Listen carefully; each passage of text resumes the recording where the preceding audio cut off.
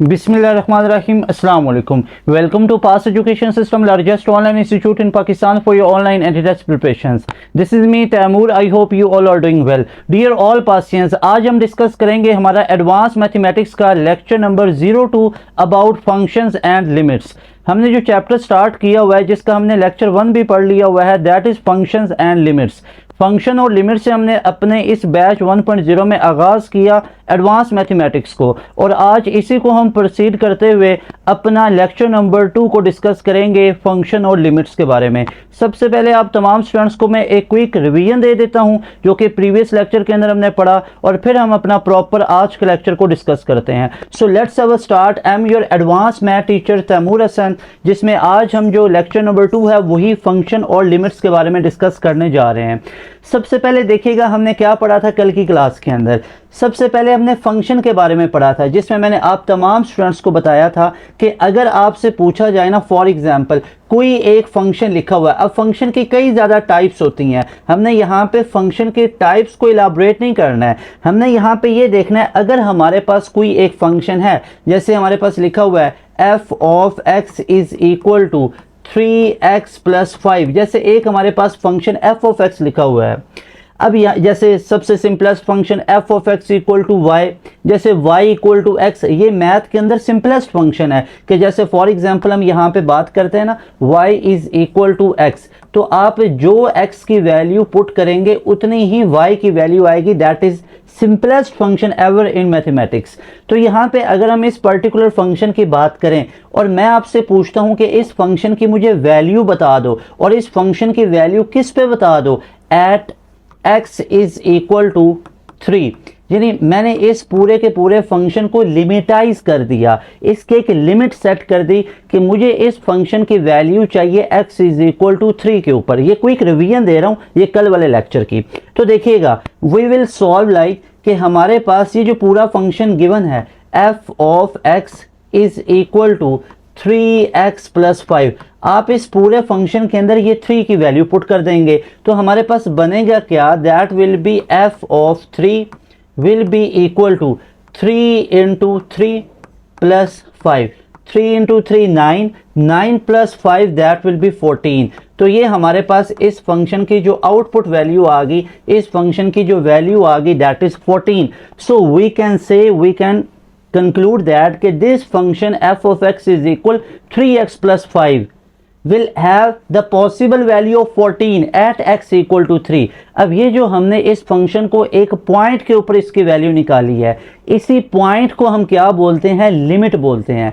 लेकिन यहाँ पे कई तरह के क्वेश्चन बन जाते हैं। सबसे पहला क्वेश्चन जिसका आंसर आपको मिल चुका है, यानी अगर कोई आपसे पूछे कि व्हाट इज लिमिट, अब लिमिट के कई ज़्यादा डेफिनेशंस को हम पढ़ेंगे, डिपेंड करता है हम किस पर्सपेक्टिव में बात कर रहे हैं। सबसे पहली चीज़ कि लिमिट्स क्या होती हैं, लिमिट को हम बोलते हैं पॉइंट, यानी लिमिट क्या है, अगर कोई पूछे तो कहना है limit is what, that is point. Limit किसको बोलते हैं, एक पॉइंट को बोलते हैं। अच्छा दूसरी चीज़, क्या लिमिट जो है वो किस पे अप्लाई करनी है, फंक्शन पे अप्लाई करनी है, कैसे अप्लाई करनी है, वो पूरा इस चैप्टर में सीखेंगे। दूसरे नंबर पे फंक्शन में हम ये लिमिट क्यों यूज़ कर रहे होते हैं, और लिमिट का मतलब क्या एग्जैक्ट वैल्यू है। जैसे फॉर एग्जांपल हम यहाँ पे क्वेश्चन ले लेते हैं, जैसे मैं आपसे कहता हूँ लिमिट x अप्रोचेस टू 3, ठीक है, लिमिट x अप्रोचेस टू 3, यानी अब जो फंक्शन मैं लिखने जा रहा हूँ जैसे x square minus 9 divided by x minus 3। अब यहाँ पे ये पूरे का पूरा फंक्शन जो मैंने लिखा है, अब इस पूरे फंक्शन को ज़रा आप लोग देखिए।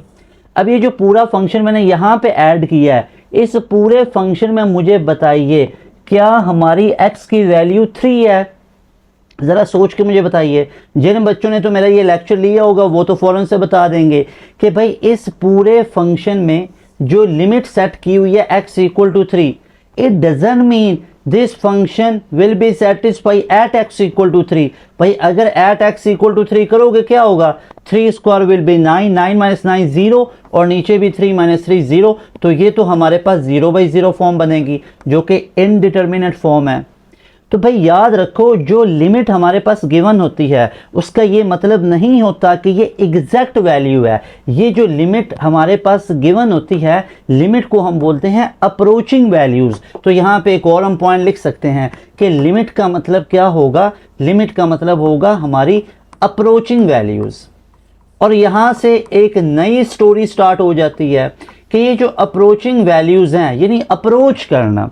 जैसे अब इस चीज को समझिएगा, लिमिट x टेंड्स टू 3, इसको पढ़ना कैसे है, limit x approaches to 3, x tends to 3, यानी x जो है वो 3 को अप्रोच कर रहा है। अब 3 को अप्रोच करने के कितने वेज हैं, जरा मुझे ये तो बता दीजिए। अगर आप ये देखना चाहें कि हम 3 को इलाबरेट करने जा रहे हैं, 3 को अप्रोच करने जा रहे हैं, तो 3 को अप्रोच करने के हमारे पास कितने वेज हो सकते हैं, ज़रा मुझे यहाँ पे बताइएगा।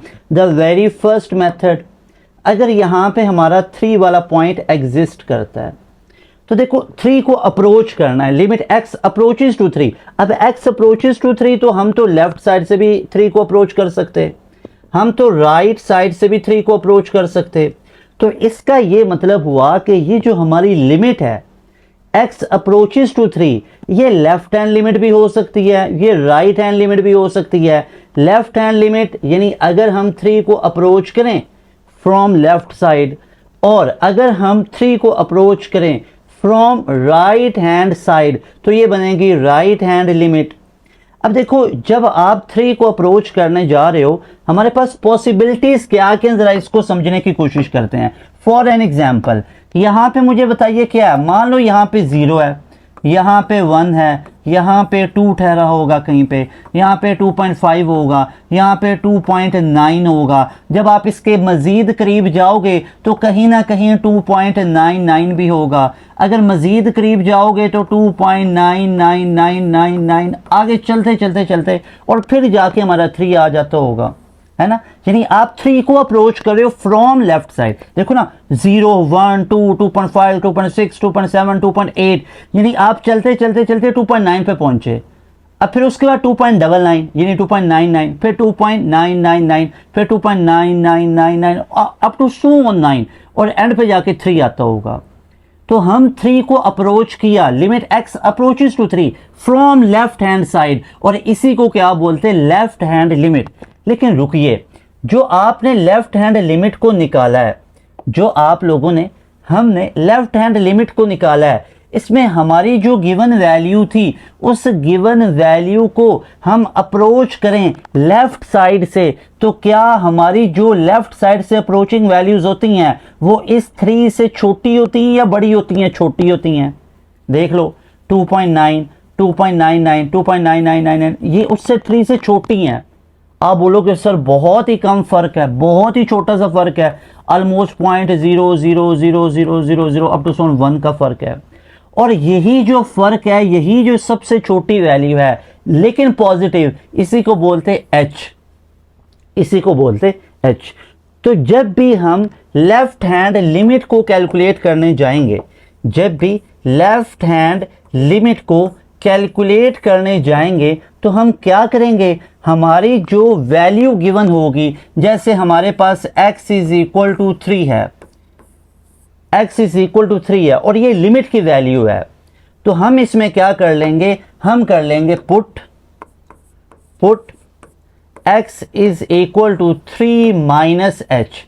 क्यों बोला, क्योंकि लेफ्ट हैंड लिमिट निकालने जा रहे हैं, और यहां से हमारे h की वैल्यू कितनी आ जाएगी, 0। कैसे बोला, ये h इधर आया पॉजिटिव और x उधर गया, और x की वैल्यू 3 थी, 3 माइनस 3 0 हो जाएगा, तो h टेंड्स टू 0 हो जाएगा। तो फिर हमारी लिमिट कैसे चेंज हो जाया करेगी, लिमिट चेंज हो जाया करेगी, x जो हमारे पास लिखा होता था ना, लिमिट h अप्रोचेस टू 0, और आगे हम क्या कर लेंगे, जहां पे भी x लिखा होगा वहां पे 3 माइनस h कर लिया करेंगे, या what ever 4 minus h 5 minus h जो भी लिखा होगा। अच्छा, अब दूसरी चीज को समझिएगा। अब दूसरी चीज हमारे पास है राइट हैंड लिमिट को कैलकुलेट करना। तो बच्चों, जब भी राइट हैंड लिमिट को कैलकुलेट करेंगे, for an example x equal to 3 पे करना आप लोगों ने, तो हम लोग क्या किया करेंगे, हम करेंगे put x is equal to 3 plus h. अब ये 3 प्लस एच की लॉजिक क्या है, ये तो समझ में आ गया था। 3 माइनस एच, ज़रा इधर देखिए, हमारे पास लिमिट है टेंड्स टू 3, लिमिट है x approaches to 3 and we are going to approach the limit 3। That doesn't mean exact value of 3, इसका मतलब है 3 की अप्रोचिंग वैल्यूज, और ये सारी अप्रोचिंग वैल्यूज हैं। अब हम 3 को अप्रोच करेंगे एक दूसरी साइड से, विच इज पॉसिबल कि हम इसको राइट साइड से अप्रोच कर सकते हैं। अब जरा मुझे यहां पे ये चीज बताइएगा, जब हम राइट साइड से अप्रोच करेंगे, मान लो यहां पे कहीं ना कहीं पे 6 होगा, यहां पे 5 होगा, यहां पे 4 होगा, यहां पे 3.5 होगा। अब उससे थोड़ा करीब चलते जाओ, 3 को अप्रोच करना है, देखो ना 6, 5, 4, 3.9, 3.8, 3.7, 3.6, 3.5, 3.4, 3.3, 3.2, 3.1। अच्छा 3.1 के बाद अब 3 के करीब जाना है ना, तो 3.1 के बाद 3.01, बिल्कुल ठीक है। फिर 3.00000001, अच्छा उसके बाद 3.00000001। तो ये बहुत ही छोटा सा फर्क आएगा, वैल्यू 3 होगी लेकिन आगे 0.0001 होगा, क्योंकि हम 3 को अप्रोच कर रहे हैं। और इसी वैल्यू को क्या बोलते हैं, एच बोलते हैं। और यहां पे अगर आप देखो तो जब हम अपनी लिमिट 3 को अप्रोच कर रहे हैं फ्रॉम राइट हैंड साइड, तो हमारी उस मेन वैल्यू से कुछ आंसर जो अप्रोचिंग वैल्यूज हैं, वो अप्रोचिंग वैल्यूज मेन वैल्यू से थोड़ी बड़ी आती हैं। और अगर हम लेफ्ट हैंड साइड से लेफ्ट हैंड लिमिट को कैलकुलेट करें, तो लेफ्ट हैंड साइड से जो अप्रोचिंग वैल्यूज हैं वो 3 से छोटी होती हैं, इसलिए 3 माइनस एच करना है। जब राइट साइड से करेंगे तो 3 प्लस एच करना है। You can check when we are going to find left hand limit, put x equal to 3 minus h, या वट एवर भाई, 4 हो सकता है, 5 हो सकता है, a हो सकता है। और जब हम 3 को अप्रोच कर रहे हैं from right hand side, we have to put x equal to 3 plus h. I hope कि अब आपको ये लॉजिक समझ में आया होगा कि कैसे लेफ्ट हैंड लिमिट को कैलकुलेट करना है, कैसे राइट हैंड लिमिट को कैलकुलेट करना है। और जैसे ही हम ये वाला पुट करेंगे x equal to 3 minus h या 3 प्लस एच, तो सबसे पहली चीज क्या आ जाएगी कि अगर आप यहां पे देखो तो 3 इधर जाएगा तो x माइनस 3, तो h की वैल्यू हमारे पास कितनी हो जाएगी, 0 हो जाएगी। तो लिमिट जो हमारी हुआ करेगी उसमें h टेंड्स टू 0 हो जाया करेगा, और आगे मेन हमारा एज इट इज फंक्शन रहेगा। So that was all about what we have studied in previous lectures. यहां तक ये चीज समझ में आई। अब इससे आगे बढ़ते हैं, जो कि हम कल पढ़ चुके थे, कि अगर कोई एक फंक्शन है उसकी हम लिमिट कैलकुलेट करते हैं। हमने लेफ्ट हैंड साइड की लिमिट भी कैलकुलेट की, यानी लेफ्ट हैंड लिमिट भी कैलकुलेट की, और हमने राइट हैंड लिमिट भी कैलकुलेट की। कुछ ऐसा हुआ कि दोनों का आंसर सेम आ गया। जब दोनों का आंसर सेम आ जाए तो इसको बोला जाता लिमिट एग्जिस्ट। लिमिट एग्जिस्ट, कि लिमिट एग्जिस्ट करती है। और अगर इन दोनों का आंसर सेम ना आए, अगर इन दोनों का लेफ्ट हैंड लिमिट का आंसर इक्वल ना आए राइट हैंड लिमिट के, तो इसको बोला जाता limit does not exist. Limit does not exist. तो मेरे भाई मेरी बहन, हर एक लॉजिक को, हर एक कॉन्सेप्ट को अच्छे से पढ़ लो, डिटेल में पढ़ लो। जरा देखो यहाँ पे देखिए, हमने क्या पढ़ा कि अगर हमारे पास कोई एक फंक्शन है, जैसे limit x approaches to 3 x square minus 9 upon में x माइनस 3, अगर हम इस फंक्शन में exact x equal to 3 put करें तो हमारे पास 0/0 फॉर्म बनेगी। 3 स्क्वायर 9 माइनस 9 0, और नीचे भी 3 माइनस 3 0, तो 0/0 फॉर्म बनी, जो कि एक इनडिटर्मिनेट फॉर्म है। क्या 0 ही सिर्फ इनडिटर्मिनेट फॉर्म होती है? नो, टोटल 7 हमारे पास इनडिटर्मिनेट फॉर्म्स होती हैं, लेकिन हमारे सिलेबस के अंदर 0/0 फॉर्म को ही डिस्कस किया हुआ है। ये डिटेल में मैं आपको नेक्स्ट टॉपिक के अंदर यही चीज़ पढ़ाऊंगा। अब देखिए, हमारे पास लिमिट x अप्रोचेस टू 3 था, हमने डायरेक्ट 3 को पुट किया, तो इस 3 वैल्यू पे फंक्शन ने इनडिटर्मिनेट फॉर्म बनाई। तो फिर हम क्या करते, 3 की अप्रोचिंग वैल्यूज को लेते हैं, उसकी नियर वैल्यूज को लिया जाता है, उसकी नियरेस्ट वैल्यूज को लिया जाता है। जस्ट फॉर एन एग्जाम्पल, अगर कोई एक रोड है, उस रोड के ऊपर हर जगह पे कैमराज लगे हुए हैं, और अगर हम देखते हैं कि रोड के एक साइड से एक गाड़ी आ रही, दूसरी साइड से भी आ रही, अनफॉर्चुनेटली उनके बीच में एक्सीडेंट होता है। अब हमने कॉज देखनी है, रीज़न देखनी है कि कौन सी गाड़ी एक्सीडेंट का कॉज बनी। तो हम क्या करेंगे, उस एग्जैक्ट स्पॉट के जो कैमराज हैं उनको चेक करेंगे। तो जब हम उस एग्जैक्ट जगह के कैमराज को देखा तो पता चला वहाँ के तो कैमराज ही ख़राब हैं। बिल्कुल इसी तरह इसको रिलेट कीजिए कि हमने 3 की वैल्यू पुट की तो इनडिटर्मिनेट फॉर्म बनी। तो हम क्या करेंगे, नियरेस्ट कैमराज को देखेंगे और उसके नियर कैमराज को देखेंगे और नियर कैमराज को देखेंगे तो पता चलेगा जो लेफ्ट साइड वाली गाड़ी थी फॉर एन एग्जाम्पल वो स्लो आ रही है, वो जो स्पीड लिमिट है उसी लिमिट में आ रही है। जो राइट साइड से गाड़ी आई वो रैश ड्राइविंग कर रही है। तो हमें पता चला साथ वाले कैमराज को देखने से, लेफ्ट साइड वाले कैमराज भी राइट साइड वाले कैमराज भी, कि राइट साइड से जो गाड़ी आ रही है वो ओवर स्पीड है और यही वजह बनी एक्सीडेंट की। तो हमें जो कॉज जाननी थी, हमें जो रीज़न का पता लगाना था वो हमें मिल गई। इसी तरह फंक्शन की हमने वैल्यू निकालनी है तो हम क्या करेंगे, उस एग्जैक्ट वैल्यू को निकालेंगे, उस एग्जैक्ट वैल्यू को पुट करेंगे। अब वो तो वैल्यू ख़राब निकली, जैसे कैमरा ख़राब थे वैल्यू ख़राब कैसे निकली, इसको मैथ की टर्म में बोलेंगे इनडिटर्मिनेट फॉर्म बनी।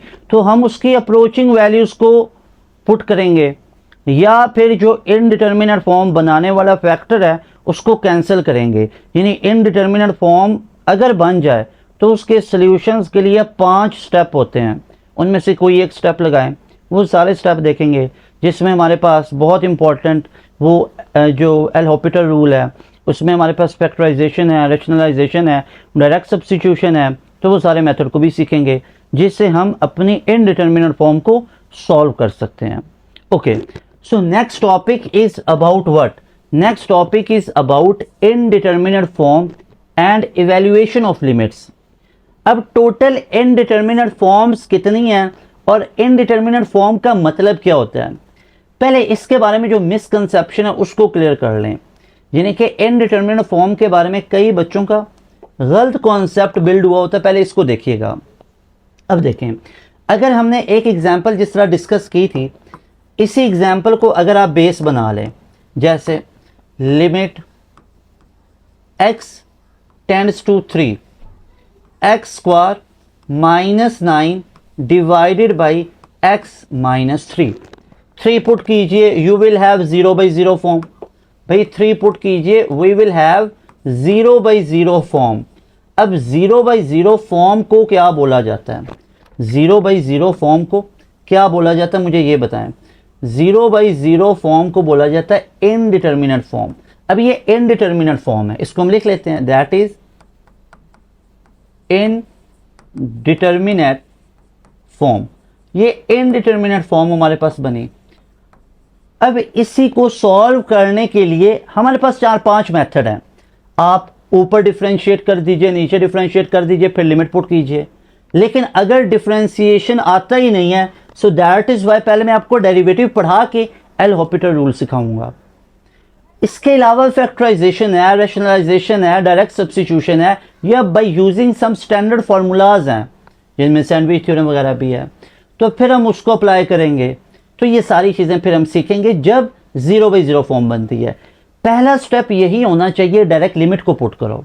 लिमिट पुट करने से 0/0 फॉर्म बनी है, इनडिटर्मिनेट फॉर्म बनी है। फिर इसके सॉल्यूशन के लिए 5 स्टेप हैं जो कि हम सीखेंगे। लेकिन यहाँ पे जो मेरा पॉइंट ऑफ कंसर्न है that is very clear cut, और वो है कि जो इनडिटर्मिनेट फॉर्म है, ये जो 0/0 फॉर्म है, इसका सॉल्यूशन क्या पॉसिबल है? यस, इसका सॉल्यूशन पॉसिबल है, लेकिन it will have multiple options, multiple answers. इसके मल्टीपल आंसर्स आते हैं, यदि इसके सॉल्यूशन में चीज़ें पॉसिबल हैं। कैसे?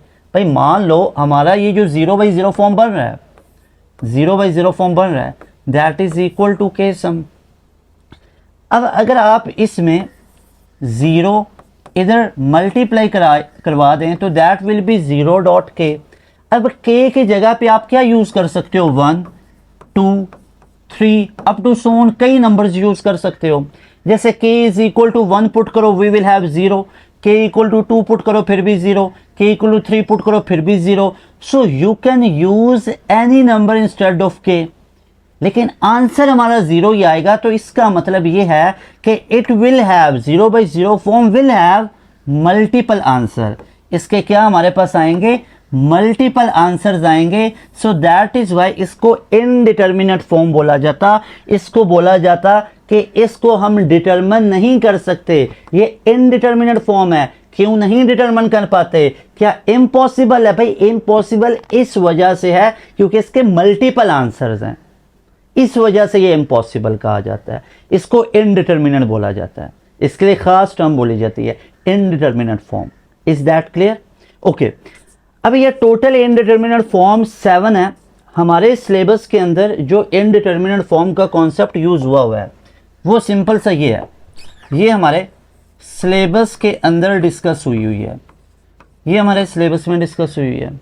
इसी तरह एक ये इनडिटर्मिनेट फॉर्म है इन्फिनिटी बाय इन्फिनिटी, याद रख लो, 0 into infinity, infinity minus infinity, 0 raise to power 0 and infinity raise to power 0 and 1 raise to power infinity. ये सारी की सारी इनडिटर्मिनेट फॉर्म्स हैं। अब यहाँ पे क्वेश्चन बनता है, अगर कहीं पे इनडिटर्मिनेट फॉर्म्स आ जाएं तो उसको सॉल्व कर सकते हैं, बिल्कुल कर सकते हैं। There are 5 methods. लेकिन पहले यहाँ पे एक छोटा सा टॉपिक है, कैटेगराइज ऑफ लिमिट, यानी अगर हमने लिमिट्स को कैटेगराइज करना है तो लिमिट्स किस किस तरह की हो सकती हैं। तो भाई लिमिट 2 तरह की हो सकती हैं। पहले देखो नॉन एल्जेब्रिक लिमिट। भाई नॉन एल्जेब्रिक लिमिट का मतलब क्या होता है? नॉन एल्जेब्रा, जिसमें एल्जेब्रा ना हो। तो भाई अगर एल्जेब्रा नहीं है तो फिर क्या होगा? भाई अगर एल्जेब्रा नहीं है तो फिर उसमें ट्रिग्नोमेट्री होगी, जाहिर सी बात है, उसमें ट्रिग्नोमेट्री हो सकती है। ठीक हो गया। अच्छा, उसमें इनवर्स ट्रिग्नोमेट्रिक फंक्शंस हो सकते, इनवर्स ट्रिग्नोमेट्रिक फंक्शंस हो सकते, ये भी सही है। इसमें एक्सपोनेंशियल फंक्शन हो सकता, एक्सपोनेंशियल हो सकते, यानी कि e की पावर x वाला जिसको बोला जाता है, या इसमें लॉगरिथमिक हो सकते हैं, लॉगरिथम हो सकता है। ठीक है, तो अगर किसी लिमिट में ट्रिग्नोमेट्री आ जाए, अब ट्रिग्नोमेट्री बोलेंगे तो क्या बोलेंगे कि भाई जिसमें साइन आ जाए, ठीक है, जिसमें कोसाइन आ जाए, जिसमें टेंजेंट आ जाए, या इसका रेसिप्रोकल कोसिकेंट, या कॉस का रेसिप्रोकल सीकेंट, टेंजेंट का रेसिप्रोकल कोटेंजेंट। अगर ये ट्रिग्नोमेट्री इन्वॉल्व हो जाए, या इनवर्स ट्रिग्नोमेट्रिक फंक्शंस आ जाएं, या exponential e raise to power x आ जाए, या लॉग के रिलेटेड क्वेश्चंस आ जाएं, तो फिर ये होती है नॉन एल्जेब्रिक लिमिट्स। और एल्जेब्रिक लिमिट्स क्या होगी? जिसमें एल्जेब्रा होगा, प्योर एल्जेब्रा, जिसमें x वगैरह की वैल्यूज गिवन होगी, यानी जिसको कह सकते नॉन ट्रिग्नोमेट्री, यानी जिसमें ट्रिग्नोमेट्री ना हो। फिर तो आप इसको ये भी कह सकते हो नॉन लॉगरिथमिक्स, बिल्कुल ठीक है। फिर तो नॉन एक्सपोनेंशियल, बिल्कुल ठीक है। फिर तो नॉन इनवर्स ट्रिग्नोमेट्रिक फंक्शंस, बिल्कुल ठीक है, कि ये सारी की सारी चीज़ें जिसमें इंक्लूडेड हों। Got it? वो क्या होगी? एल्जेब्रिक लिमिट होगी। अब जो क्वेश्चन पहले हमने अराइज किया था कि अगर हमारे पास, बच्चों देखिए, अगर आपके पास ये क्वेश्चन था लिमिट x अप्रोचेस टू 3, क्या x की वैल्यू 3 है? नो वे। अगर x इक्वल टू 3 पुट करोगे तो होगा क्या? जरा मुझे आराम सुकून से सोच के बताइए। इस क्वेश्चन में अगर आप लोग x इक्वल टू 3 पुट करोगे तो क्या होगा? सिंपल सी बात है, आप लोग बोलोगे कि सर 0/0 फॉर्म बनेगी। 0/0 फॉर्म को क्या बोलते? Indeterminate form. अब इनडिटर्मिनेट फॉर्म को सॉल्व किया जा सकता? बिल्कुल किया जा सकता। टोटल 5 मेथड हैं, 5 मेथड हैं। कैसे? सबसे पहला मेथड हम करेंगे डायरेक्ट सब्स्टिट्यूशन का। The very first method is of direct substitution. आप उसमें सब्स्टिट्यूशन ऐड कर दो। नहीं आती डायरेक्ट सब्स्टिट्यूशन, सही है। फैक्टर्स बनाना आते हैं, फैक्टराइजेशन। फैक्टराइजेशन कई बच्चों को सही लगता है, फैक्टराइजेशन। ये भी नहीं सही लगता सर, वो डिवाइड मल्टीप्लाई वाला रैशनलाइजेशन। रैशनलाइजेशन, रैशनलाइज कर दो, ये भी नहीं सही लगता। रैशनलाइजेशन, फैक्टराइजेशन टाइम कंज्यूमिंग है। तो यूजिंग स्टैंडर्ड फार्मूलाज, जो स्टैंडर्ड फार्मूलाज होते हैं उनको यूज कर लो। जैसे limit x approaches to a, x n minus a n divided by x minus a will be equal to n a n minus one, वो यूज कर लो। सैंडविच थ्योरम यूज कर लो। लेकिन वो भी भूल गए तो फिर क्या करेंगे, फिर एंड पे हम सीखेंगे पास एजुकेशन सिस्टम का सुपर ट्रिक, लेकिन उसके लिए डेरिवेटिव पढ़ना जरूरी है। डेरिवेटिव पढ़ेंगे फिर ये, पहले ये चार मेथड सीख लो, चार मेथड्स को सीख लो, उसके बाद ये तो सीखेंगे ही सीखेंगे। अभी पूरे चैप्टर की कॉन्सेप्ट बिल्डिंग हो रही है। अभी अगर आपका दिल हो ना कि उठा के वो नस्ट के सवाल को हल कर लो, अभी सर वो अभी ना टाइम मैनेजमेंट होगी। अभी देखो, अभी हम क्या कर रहे हैं, इस पूरे चैप्टर की कॉन्सेप्ट बिल्डिंग कर रहे हैं। इस पूरे चैप्टर की अभी कॉन्सेप्ट बिल्डिंग हो रही है। पहले कॉन्सेप्ट बिल्डअप होंगे, उसके बाद क्या होगा, कॉन्सेप्ट बिल्डिंग स्ट्रांग होगी 100%। फिर हम सीखेंगे शॉर्ट ट्रिक्स। भाई अगर सीधा डायरेक्ट ही शॉर्ट ट्रिक अप्लाई करोगे भूल जाएंगे। सीधा शॉर्ट ट्रिक करोगे ना, there are so many short tricks. पहले कॉन्सेप्ट स्ट्रांग होंगे ना तो पता होगा कि बिहाइंड दिस लॉजिक, इसके पीछे की केमिस्ट्री क्या है, इसके पीछे की लॉजिक क्या है, इस क्वेश्चन को कितने वे से कर सकते हैं, हम इस तरह क्यों कर रहे हैं। अगर ये भी भूल जाए तो there are so many other ways, उन सब वेज को यूज कर सकते हो। सारी पहले चीजें पढ़ेंगे, पहले स्ट्रॉन्ग करेंगे कॉन्सेप्ट्स को, फिर शॉर्ट ट्रिक सीखेंगे और फिर करेंगे प्रैक्टिस। और प्रैक्टिस क्या करेंगे, नस्ट के लिए अलग, नस्ट के लिए अलग। सुन लो ना, जो आप सब बच्चों को पता है, नस्ट के लिए अलग। नस्ट में मैथ के कितने एमसीक्यूज आते हैं, 100। तो 100 नस्ट के मैथ के अलग करवाऊंगा, स्मार्ट बोर्ड पे उसकी डिस्कशन होगी पूरे चैप्टर के टेस्ट की। फिर यूईटी का मैथ अलग, चैप्टर वाइज की बात कर रहा हूं। इसी तरह हर एक चैप्टर वाइज को अलग अलग फिर करवाया जाएगा ना, ठीक है। पहले चैप्टर की कॉन्सेप्ट बिल्डिंग को स्ट्रॉन्ग कर लो, ओके। यहां पे कुछ प्रॉपर्टीज है लिमिट्स की, देख लो। सम की प्रॉपर्टी है, अगर फंक्शन दो ऐड हो रहे हो अलग अलग लिमिट अप्लाई कर दो, बिल्कुल लॉग की तरह। इसी तरह अगर डिफरेंस है, दो फंक्शन आपस में सब्ट्रैक्ट हो रहे हैं और एक दफा बाय लिमिट है तो दोनों को अलग अलग लिमिट दे दो।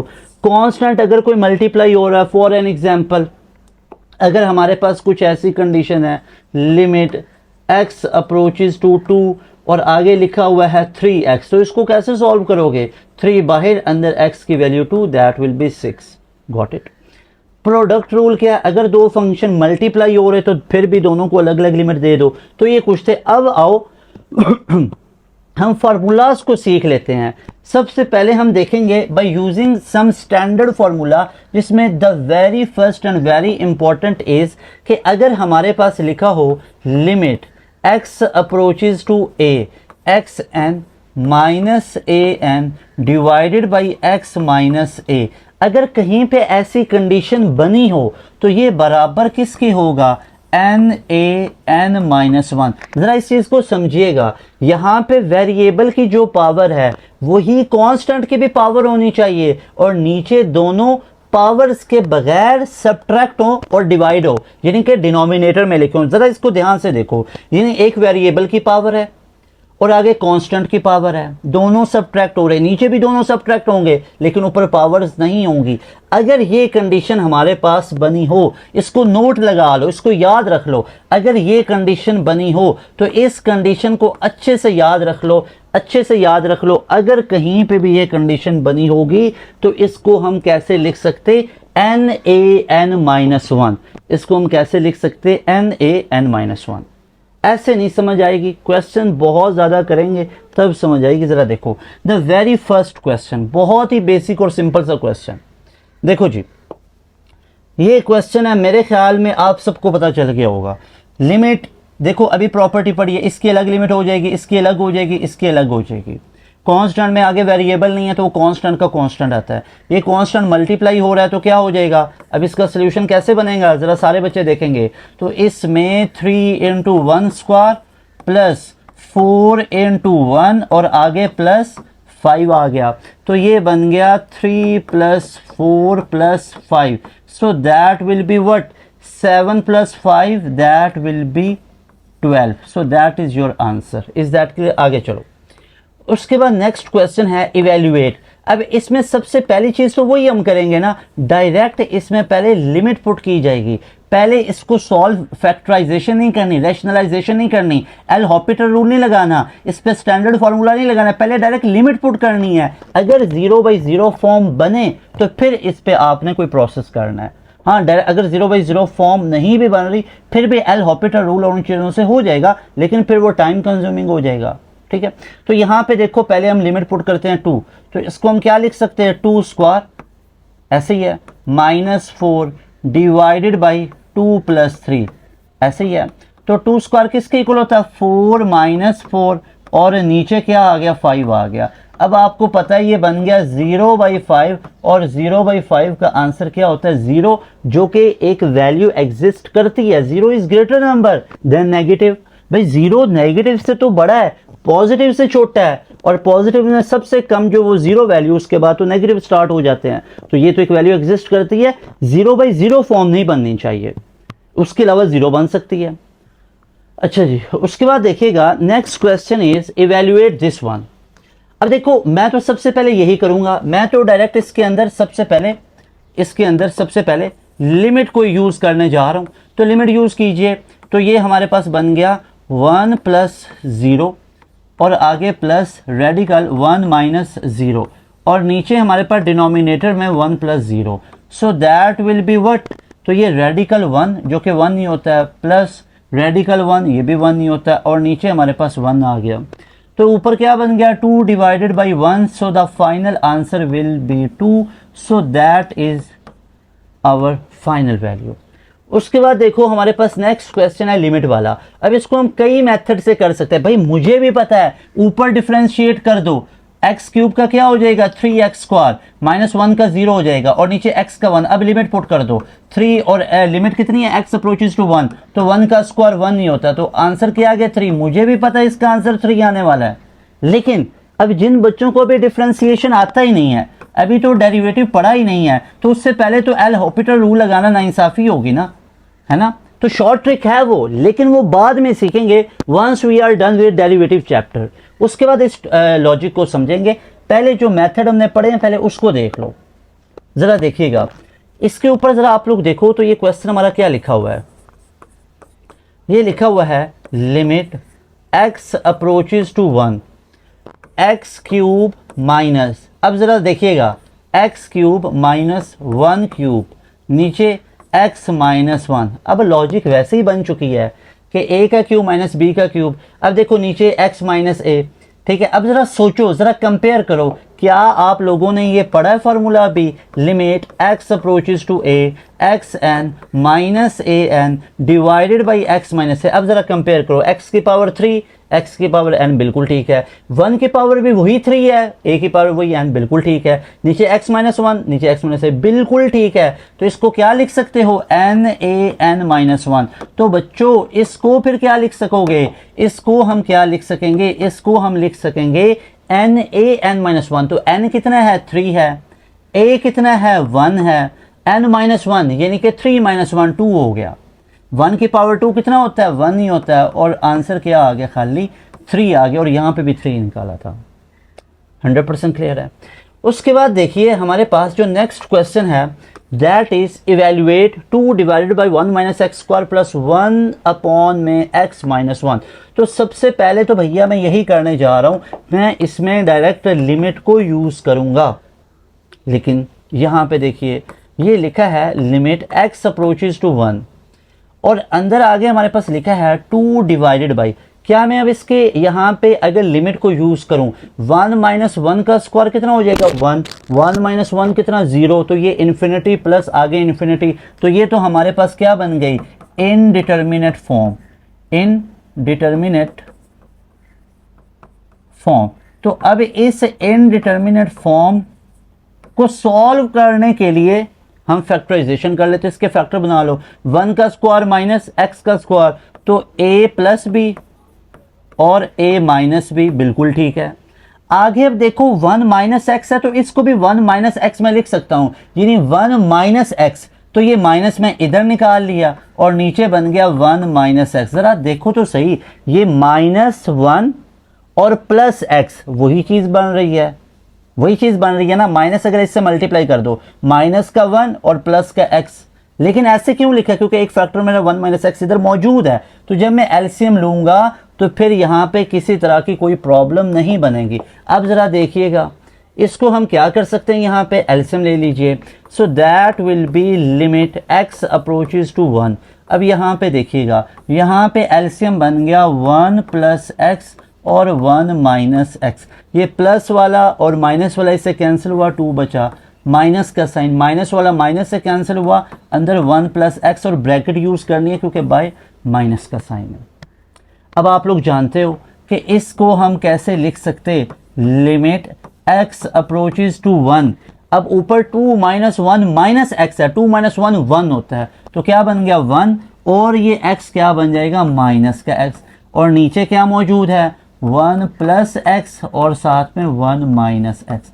ये माइनस वाला इस माइनस से कैंसिल हुआ, तो पीछे बचा 1 अपॉन में 1 प्लस एक्स, तो 1 प्लस 1, तो आंसर क्या आ गया, 1/2। सो that is your final value. Is that 100% clear? Any doubt, any confusion?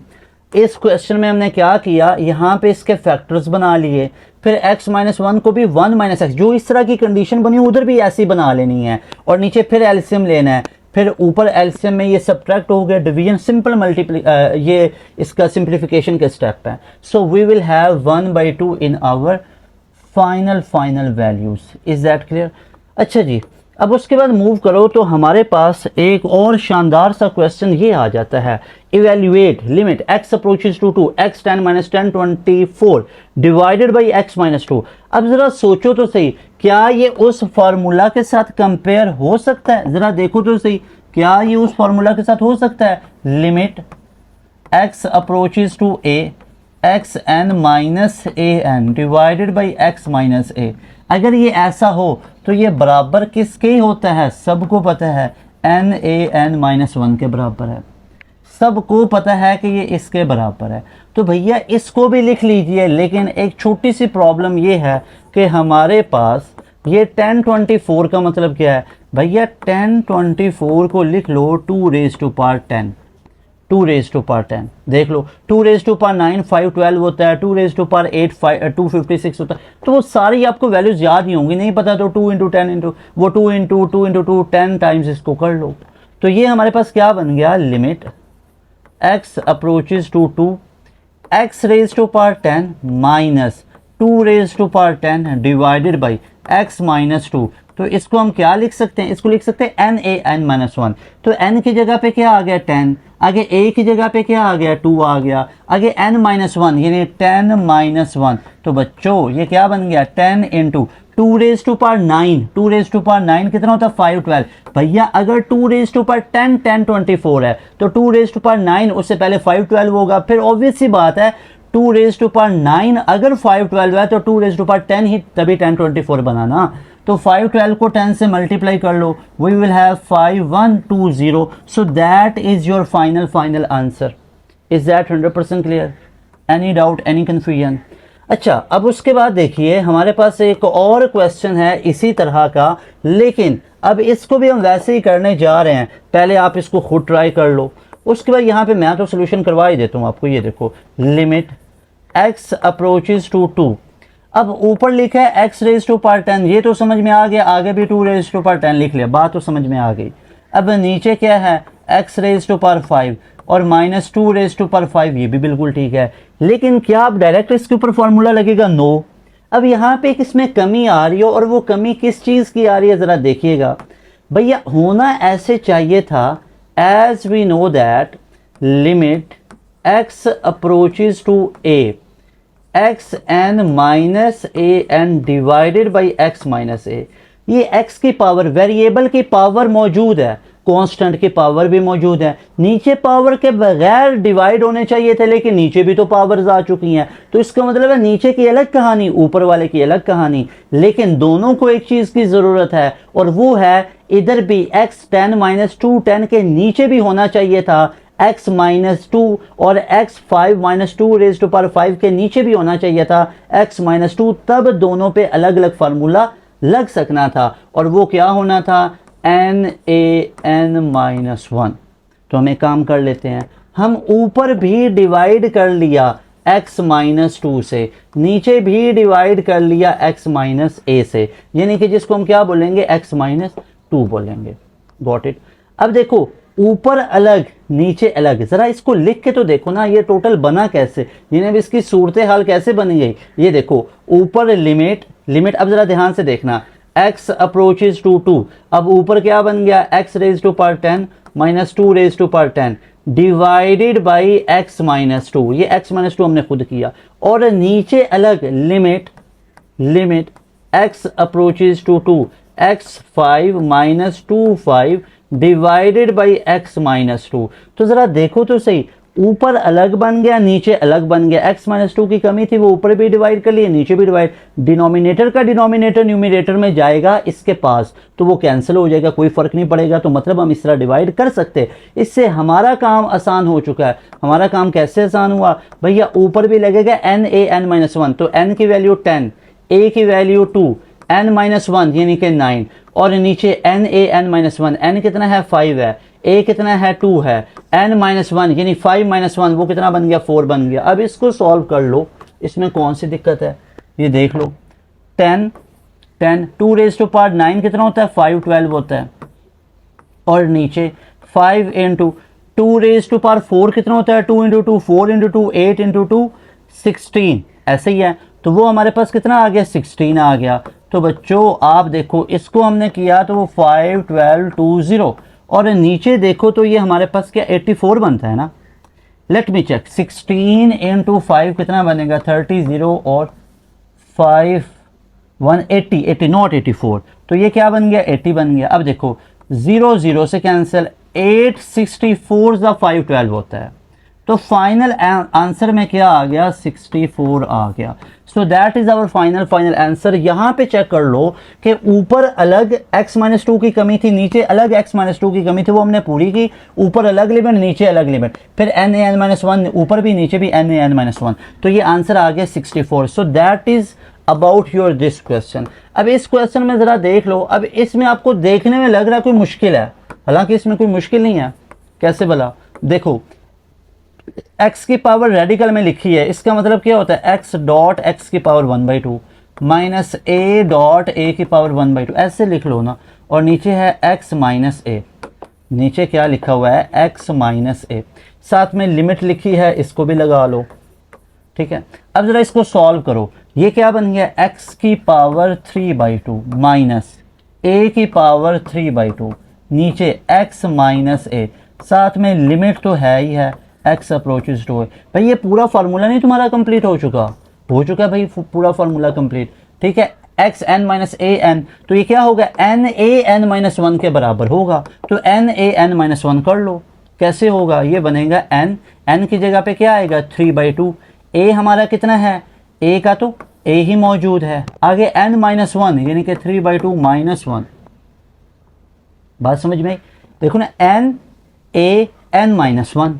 अब देख लो ये क्या बना, 3/2 और आगे a, नहीं समझ में आया इधर कर लो, 3/2 -1 कर लो, तो ये 2, तो ये 3 - 2, तो ये बन गया 1/2, तो ये क्या बन गया, 1/2, जिसको लिख सकते हो 3/2 radical a। So that is your final answer. Is that 100% clear?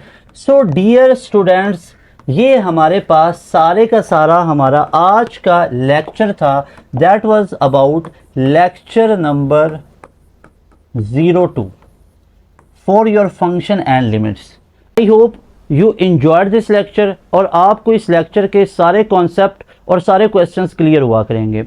Remember this thing कि हमारा पास एजुकेशन सिस्टम प्लेटफॉर्म पे पढ़ाने का अंदाज क्या है, इसमें हम आपको सबसे पहले एक चैप्टर को डिटेल में पढ़ाते हैं, और जब चैप्टर को डिटेल में पढ़ा रहे होते हैं तो तब उस चैप्टर के उस टॉपिक के रेलिवेंट क्वेश्चंस भी ऐड किए जाते हैं। जैसे आपने देखा आज हमने फंक्शन एंड लिमिट्स पढ़ा, उसमें हमने एक स्पेसिफिक टॉपिक पढ़ा जो कि इनडिटर्मिनेट फॉर्म है, और इनडिटर्मिनेट फॉर्म को सॉल्व कैसे करना है, तो उसके लिए हमने 4-5 मेथड भी पढ़े।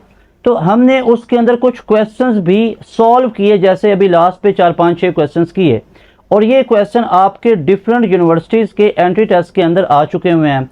तो इनकी मदद से हम अपने कॉन्सेप्ट्स को और शार्प करेंगे। यानी पहले एक कॉन्सेप्ट समझेंगे, पढ़ेंगे, फिर उसकी प्रैक्टिस भी साथ साथ करेंगे। अभी ये चैप्टर की कॉन्सेप्ट बिल्डिंग हो रही है, अभी ये चैप्टर के एमसीक्यूज की डिस्कशन नहीं है, ये वर्कशीट नहीं है, अभी ये आपका लेक्चर है जिसको थ्योरेटिकल लेक्चर बोलते हैं। तो ये लेक्चर है। Once we are done with our complete chapter, तो उसके बाद आपको स्मार्ट बोर्ड के ऊपर ही इसी चैप्टर का वीडियो सोल्यूशन होगा लाइव क्लास के अंदर। फिर आपको एक अलग से एक टेस्ट इसका और एक वर्कशीट दी जाएगी, और जो हमारा टेस्ट होगा वो आपको हमारे पोर्टल, हमारी वेबसाइट पे मिलेगा, बिल्कुल उसी पैटर्न पे मिलेगा जिस पैटर्न पे यूनिवर्सिटीज़ के टेस्ट होते हैं। सो अगर आप में से कोई स्टूडेंट जिसने अभी तक पास एजुकेशन सिस्टम के प्लेटफॉर्म को ज्वाइन नहीं किया, तो आप बच्चे अभी इस ऊपर दिए गए नंबर पे कांटेक्ट करके आज ही हमारे पोर्टल का हिस्सा बने, हमारे सेशन का हिस्सा बने, और मेरे जैसे हमारे और भी जो टीचर्स हैं उनसे डिफरेंट अपने सब्जेक्ट्स को पढ़िए और अपनी ड्रीम यूनिवर्सिटी के अंदर 2027 हो, 2028 हो, उसमें अपना डिज़ायर्ड फील्ड और डिज़ायर्ड यूनिवर्सिटी में अपना एडमिशन सिक्योर कीजिए। क्योंकि पास एजुकेशन सिस्टम आपको जस्ट 7,000 के अंदर पूरे एकेडमिक ईयर की फ़ी आप लोगों से चार्ज करता है। यू हैव टू पे दिस 7,000 वन टाइम। इसी 7,000 में आपको इस तरह की लाइव क्लासेस मिलेंगी। इसी तरह आपको 7,000 के अंदर ही कोई अलग से 7,000 नहीं देना, सिर्फ वन टाइम देना है। वन टाइम जो आप 7,000 देंगे वो आपका पूरे साल के लिए वैलिड होगा। उसमें डेली लाइव क्लासेस होंगी तमाम सब्जेक्ट्स की, और मुझसे ज़्यादा बेहतरीन टीचर्स आपको फिज़िक्स के, मैथ्स के, इंग्लिश के पढ़ा रहे होंगे, जो अपने अपने कॉलेजेस के अंदर प्रिंसिपल और एचओडी हैं और आगे टीचर की वर्कशॉप लेते हैं, उनको ट्रेनिंग की वो टीचर्स पढ़ाते हैं। और इसके अलावा हमारी जितनी भी हर यूनिवर्सिटी की बुकलेट्स हैं वो आपको मिलेंगी। हर यूनिवर्सिटी के मॉक टेस्ट, एफएलपी और चैप्टर वाइज सेग्रीगेटेड आपको डेटा मिलेगा, जो कि आपको क्विज फॉर्मेट पे भी मिलेगा और उसके वीडियो सॉल्यूशंस भी मिलेंगे। तो ये सारे फीचर्स आपको मिलेंगे सिर्फ 7,000 में, और सिर्फ पास एजुकेशन सिस्टम प्लेटफॉर्म पे। So make sure you have subscribed our this super premium batch if you want to avail these super premium features. Very best wishes. Inshallah I will see you in next video. Taimur Hasan को दें इजाज़त। अस्सलाम वालेकुम, अल्लाह हाफिज़, पाकिस्तान जिंदाबाद।